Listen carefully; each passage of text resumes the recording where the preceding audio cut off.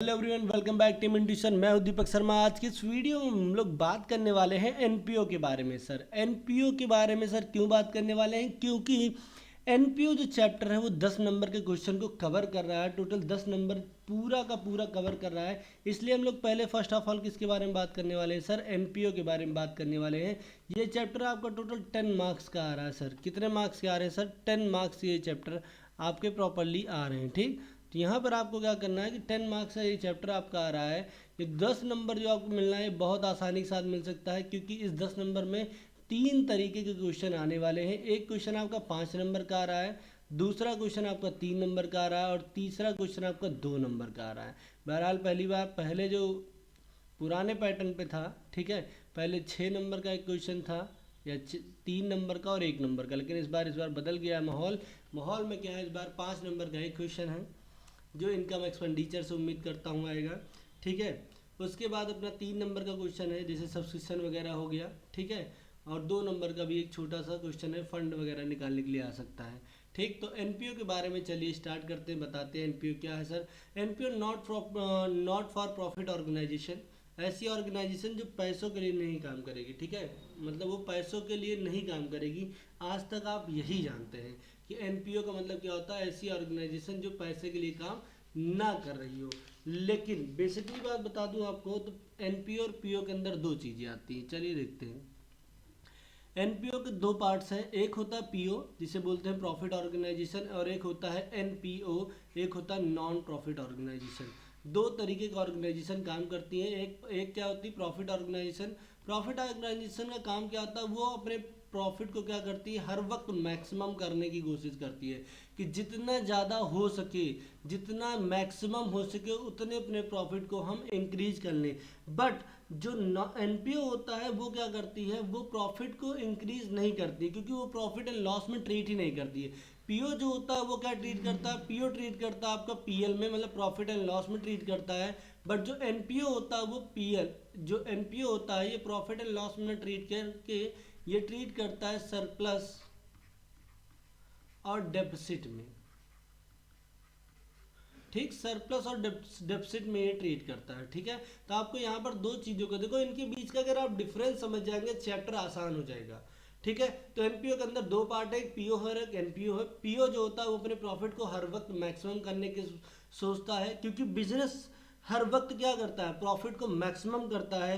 और एनपीओ जो होगा ये प्रॉफिट को मैक्सिमम नहीं करेगा, क्योंकि यहाँ पर ये प्रॉफिट एंड लॉस के बिहाफ पे नहीं, ये सरप्लस और डेफिसिट के बिहाफ पे वर्क करता है। सर किसके बिहाफ पे वर्क करता है? सर सरप्लस और डेफिसिट के बिहाफ पे ये वर्क करता है। ठीक, एनपीओ सर अगर ये नॉन प्रॉफिट ऑर्गेनाइजेशन प्रॉफिट कैसे कमाएगी सर, इसका काम कैसे चलेगा?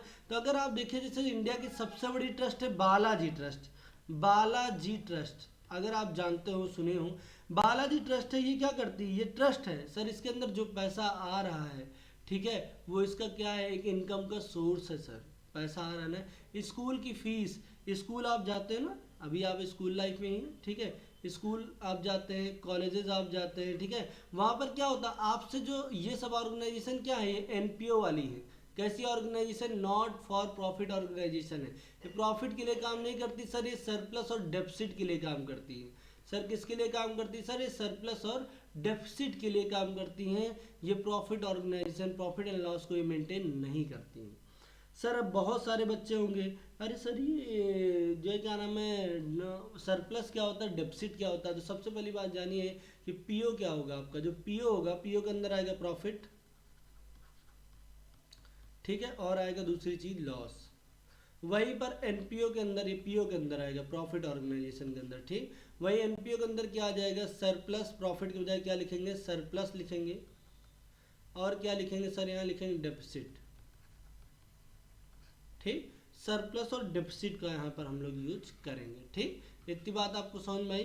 पीओ और एनपीओ का सबसे मेजर डिफरेंस, पीओ जो होता है वो प्रॉफिट को मैक्सिमम करता है, एनपीओ क्या होता है, प्रॉफिट को मैक्सिमम तो नहीं करता है, बट क्या करता है, वो सरप्लस और डेफिसिट की तरफ देखता है। ठीक, इतनी बात क्लियर हो गई आपको? इतनी बात समझ में आ गई? ठीक है,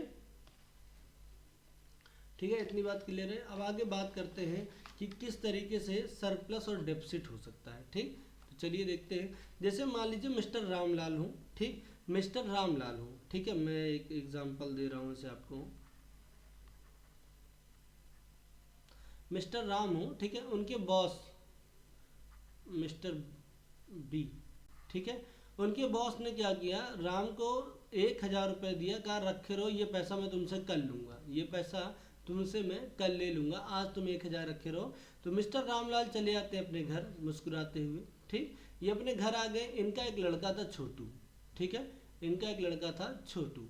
छोटू ने देखा कि मेरे पापा की जेब में 1,000 रुपये पड़े हुए हैं, मेरे पापा की जेब में 1,000 रुपीज़ हैं। तो छोटू के लिए ये पैसा क्या हो गया सर, ये छोटू के लिए हो गया सरप्लस।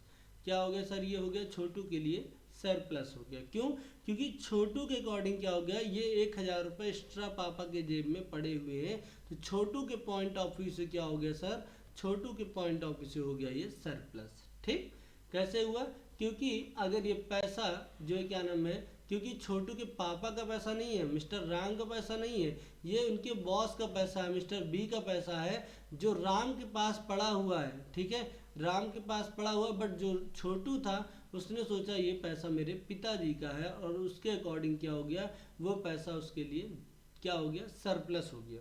सरप्लस कैसे होता है, अगर आप नॉर्मली देखिए सरप्लस कैसे होता है सर, सरप्लस बहुत आसानी के साथ होता है सर। आपके स्टेट, ठीक, आपके डिस्ट्रिक्ट जिले में छोटी छोटी समितियां होती हैं, जैसे दुर्गा पूजा आपने सुना होगा, ठीक,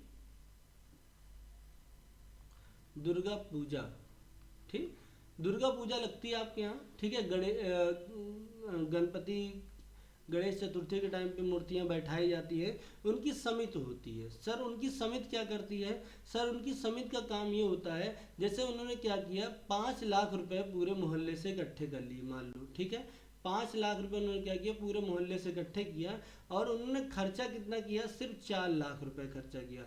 जो समिति के मेंबर होंगे, जो 1 लाख रुपए हो जाएगा, वो उनका क्या हो जाएगा सर, वो हो जाएगा सरप्लस हो जाएगा। सर क्या उनकी जेब में चला जाएगा, नहीं नहीं, उनकी जेब में नहीं जाएगा। इस 1 लाख रुपए को जो नेक्स्ट ईयर स्टार्ट करेंगे दुर्गा पूजा, तो उस टाइम इस चीज़ को इंक्लूड कर देंगे, 1 लाख रुपए बचा हुआ था, ठीक है, 1 लाख रुपए क्या था, बचा हुआ था। 1 लाख रुपए लेने के बाद अब और पैसा हमको कलेक्ट करने की ज़रूरत है, ठीक है, कलेक्शन की हमको ज़रूरत है, ठीक, इसलिए वो क्या करेंगे, वो 1 लाख रुपए का हो जाएगा, सरप्लस हो जाएगा। और मान लीजिए जैसे 5 लाख रुपए इन्होंने इकट्ठा किया और खर्चा 6 लाख रुपए का हो गया, तो समिति के मेंबर क्या करेंगे, अपने पास से पैसा मिलाएंगे, और बाद में जब पैसा दोबारा दूसरे साल कलेक्शन होगा, तो पहले वो 1 लाख रुपए के डेफिसिट को क्या करेंगे, कवर करेंगे। 1 लाख रुपए के डेफिसिट को क्या करेंगे सर, वो कवर करेंगे, ठीक, 1 लाख रुपए का जो उनका डेफिसिट आया उसको क्या कर लेंगे, प्रॉपरली कवर करने की कोशिश करेंगे, ठीक, इतनी बात समझ में आई, इतनी बात समझ में आई, ठीक है। तो ये क्या करेंगे, अपने डेफिसिट को कवर करेंगे, ठीक। उसके बाद अगर बेसिकली बात करी जाए तो पीओ और एनपीओ के बीच में एक सबसे बड़ा डिफरेंस आपको दिखाता हूँ। PO profit organisation, NPO non profit organisation, ठीक। देखो पीओ के अंदर आपको पढ़ाया गया था ट्रेडिंग अकाउंट, क्या पढ़ाया गया था सर, ट्रेडिंग अकाउंट, क्या पढ़ाया गया था सर, ट्रेडिंग अकाउंट पढ़ाया गया था। तो पीओ के अंदर ट्रेडिंग नहीं बनेगा, ठीक है। उसका ट्रेडिंग के बाद आप इसमें बनाते थे प्रॉफिट एंड लॉस अकाउंट, क्या बनाते थे सर, पीएल अकाउंट, क्या पढ़ाते थे सर, पीएल अकाउंट आप बनाते हैं, ठीक है, प्रॉफिट एंड लॉस अकाउंट, ठीक है। उसके बाद यहाँ पर आप बनाते हैं बैलेंस शीट, क्या बनाते थे सर, बैलेंस शीट बनाते थे, ठीक है। और एनपीओ के अंदर क्या होगा, एनपीओ के अंदर ट्रेडिंग के बजाय क्या बनेगा सर, इनकम एक्सपेंडिचर अकाउंट बनेगा सर, क्या बनेगा, इनकम एंड एक्सपेंडिचर अकाउंट बनेगा, ठीक। उसके बाद दूसरा अकाउंट ये क्या बनाएंगे, receipt and payment account sir, किसका बनाएंगे, रिसिप्ट, ठीक है, रिसिप्ट एंड पेमेंट,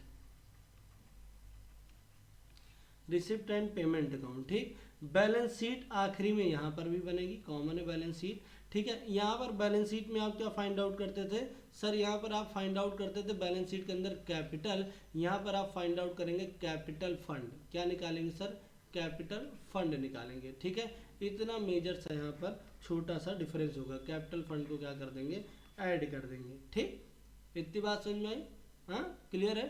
अब फिर से एक बार थोड़ा सा प्रॉपरली आपको रिवाइज कराते हैं। तो एनपीओ के बारे में आपको जानकारी होगी। एनपीओ एक ऐसी ऑर्गेनाइजेशन होती है जो प्रॉफिट के लिए काम करती है सर। प्रॉफिट होता है बट वहाँ पर प्रॉफिट को ना लिख के सरप्लस और डेफिसिट को लिखा जाता है। ठीक है, एनपीओ के दो पार्ट है, एक पीओ है और एक एनपीओ है। ठीक है, दो पार्ट कैसे बोलूँगा, एक प्रॉफिट ऑर्गेनाइजेशन होती है जो हमेशा अपने प्रॉफिट को मैक्सिमम करती है, क्योंकि कोई भी बिजनेस होता है अपने प्रॉफिट को बढ़ाने की कोशिश करता है। और एनपीओ जो होता है वो अपने प्रॉफिट को बढ़ाता नहीं है बट वो सरप्लस और डेफिसिट में वर्क करता है। ठीक है, इनका सबसे बड़ा डिफरेंस क्या होता है सर, इनका सबसे बड़ा डिफरेंस है कि पीओ के अंदर ट्रेडिंग पीएल बैलेंस शीट बनता है, बट एनपीओ के अंदर income expenditure receipt and payment and balance sheet बनती है। ठीक है, पीओ के अंदर आप क्या करते हैं सर, कैपिटल फाइंड आउट करते हैं, और एनपीओ के अंदर आप क्या फाइंड आउट करते हैं, कैपिटल फंड फाइंड आउट करते हैं। ठीक, इतनी बात समझ में आई आपको, इतनी बात क्लियर है आपको। ठीक है, तो ये पहली क्लास थी जिसके अंदर मैंने और हमारी टीम ने आपको बताया कि हम किस तरीके से क्या क्या चीज़ें पीओ और एनपीओ में डिफरेंस होता है। नेक्स्ट क्लास के अंदर आपको receipt and payment and income और एक्सपेंडिचर अकाउंट के बारे में पढ़ाऊंगा कि किस तरीके से इनकम एक्सपेंडिचर और रिसिप्ट एंड पेमेंट होता है। ठीक है, तो नेक्स्ट वीडियो के अंदर मिलते हैं। Thank you for watching this video, thank you everyone, thank you so much.